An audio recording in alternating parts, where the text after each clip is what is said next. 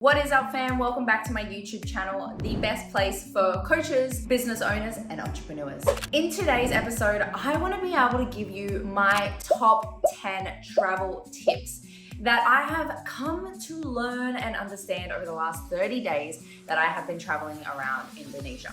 Now, you guys know that about a month ago, or just over a month ago, I decided that I was going to book a one-way ticket to Bali and travel. So I knew that this was going to be challenging and that it was going to be overwhelming and that I was going to panic, and I knew that I was going to go through all of the emotions whilst traveling, trying to figure out how to run my business on a day-to-day basis. So let's dive right into the top 10 tips that I have for you. So number one, get your calendar organized before you actually leave your country. Okay, so if you use Google Calendar like myself, and you can see here's a quick screenshot of my Google Calendar. If you use Google Calendar, you can actually change your time zone in your Google Calendar before you leave your country, okay? So for me, going from Australia to Bali, there is a 2-hour time difference and 2 hours back, right?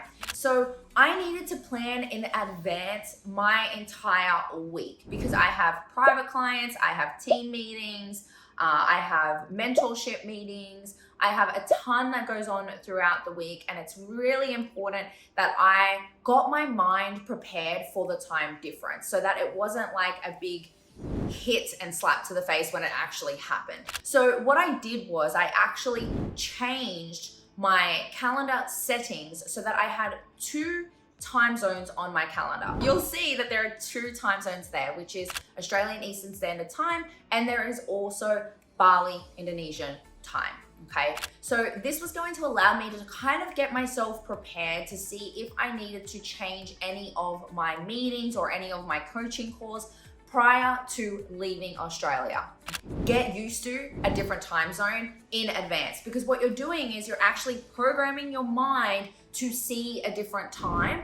That way, when you get to the country, it's not going to like hit you in the face and you're going to be panicking because you're not used to the time difference, okay? If you really wanted to be on top of your game, you could start preparing your body in advance for the time zone difference before you actually leave your country. That can help. However, it was only a 2-hour time difference between Gold Coast and Bali, so I didn't go to that extreme. But I will tell you this, the 2-hour time difference definitely threw me off because I was actually on like 4 a.m. calls, because sometimes I have like 6 a.m. calls in Australia. So that definitely threw me off. However, I was prepared mentally in advance.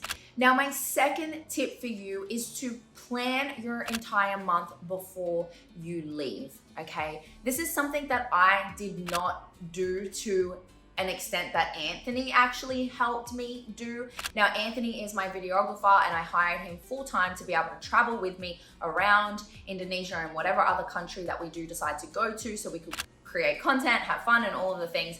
Now, obviously, everyone's not going to have their own tour guide with them. So my suggestion to you, if you are running a business, plan your whole month. I had already had on my calendar at least 3 days, 4 days blocked off that I could dedicate to traveling and doing fun, exciting things, okay? Now, this took a lot of work, a lot of rearranging my week, and this also took a lot of mindset work where I was literally had to tell myself all the time and give myself permission to be able to do this for myself. What you want to do is at least map out 2 to 3 days per week that would allow you to go and travel, okay? Then what you want to do is find the locations that you're going to go to and put them on your calendar, okay? So what you could do is do exactly what I did just here in this quick little tutorial.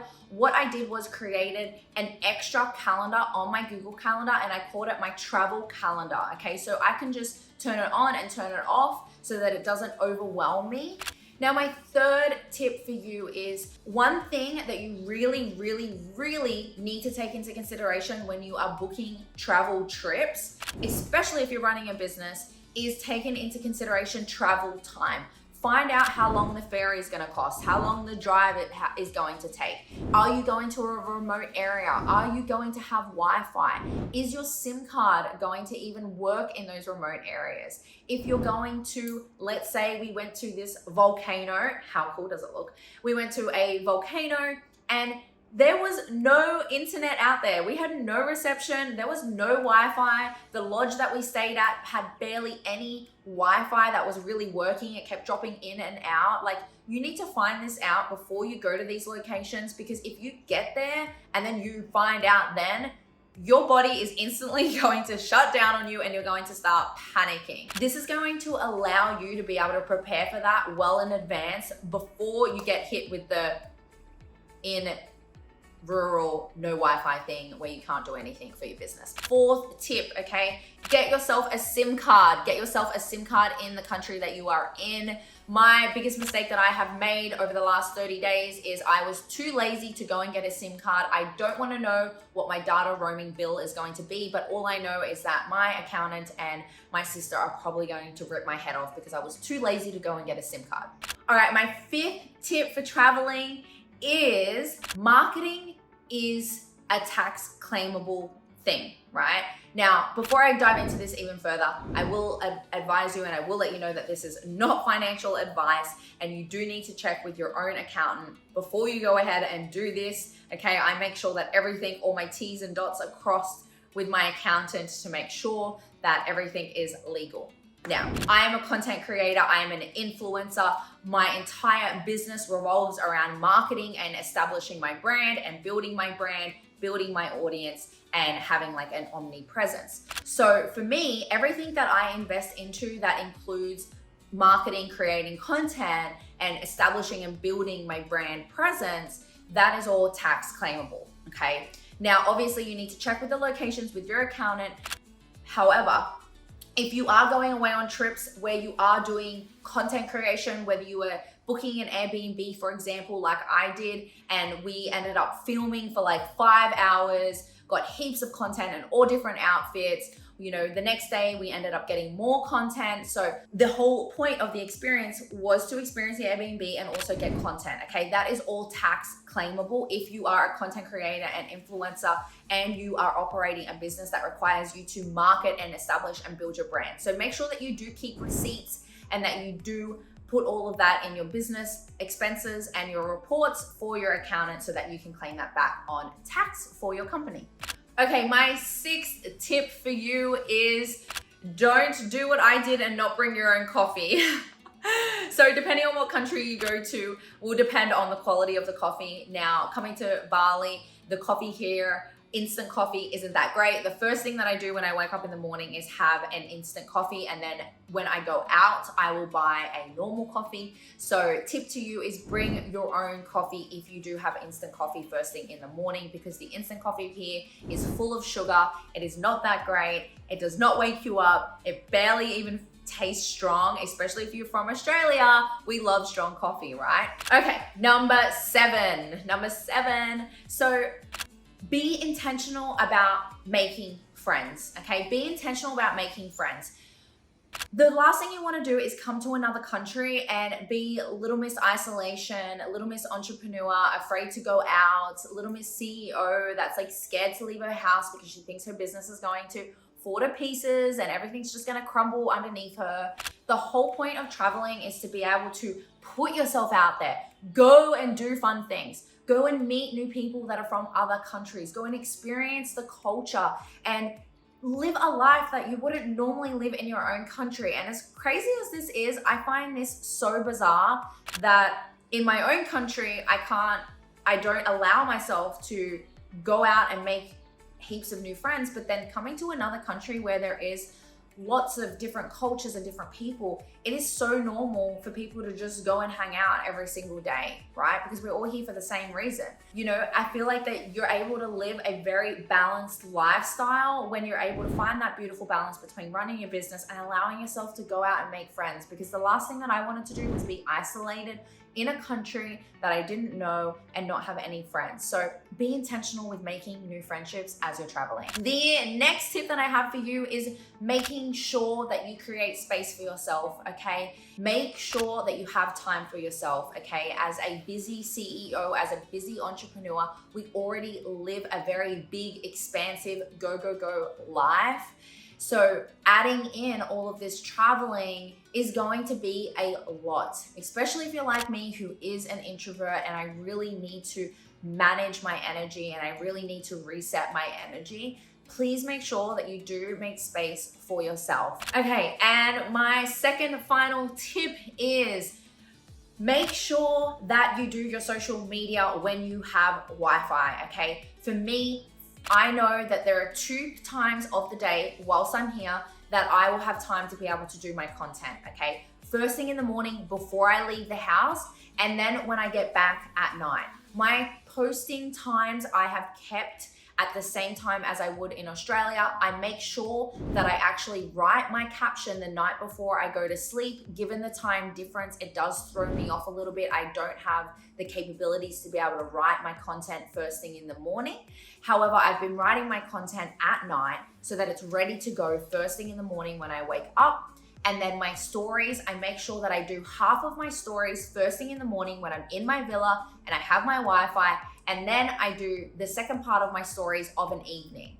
There is no time schedule or a specific time that I do them. I just make it non-negotiable that it gets done before I leave the house and then at night when I get back to my house.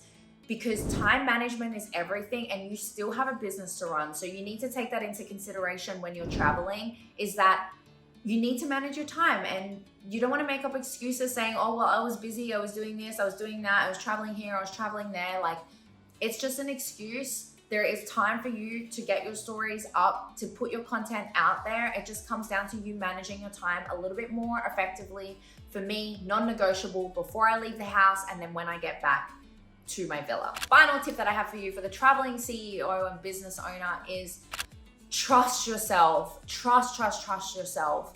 Trust that this experience is where you need to be in life right now. Trust that the traveling and the going places and the putting yourself out there and the living outside of the box is what you need to be experiencing in this moment of your life. No words can explain how much this has changed my life in the last 30 days. I feel more relaxed. I feel more balanced because I'm having more conversations than just about business. I feel like I'm having fun because I'm making new friends, I'm doing new things, I'm trying new food, I'm going places that I never thought that I would go ever before. And I'm running my business. I'm still making 100K months in my business whilst I'm traveling. And this came down to trusting myself, trusting that I'm in the right place at the right time, trusting that this is for me, that this experience is for me, it's not against me, that this experience is going to grow me, it's going to expand me, it's going to stretch me, and it's going to be a phenomenal experience that I'm going to look back on and say, wow, I actually did both. Is it going to be hard? Yes. Is it going to be easy? Far from it. Will you find the balance between both? You absolutely will if you trust and believe that you can do both. Okay, fam, this is all from me. As always, I love you, and every single week we have vlog videos and value videos going out on this YouTube channel. So make sure that you do hit the big subscribe button if you loved this and you want to consume more content from me. Now, before I wrap this up, I do want to let you know that I do have an selling from Instagram stories free course. So if you go into the show notes just down below, I've got a free course for you, and this is the story sequence that actually allowed me to make $10,000 from one Instagram story poll. I'm going to teach you the marketing tactics, and I'm going to teach you how to have the conversation in the DM so that you can make more sales and get more clients. So go ahead, click on that course down below. The link is in the show notes. From me to you, blow up your Instagram. Love you, and I will see you in the next episode.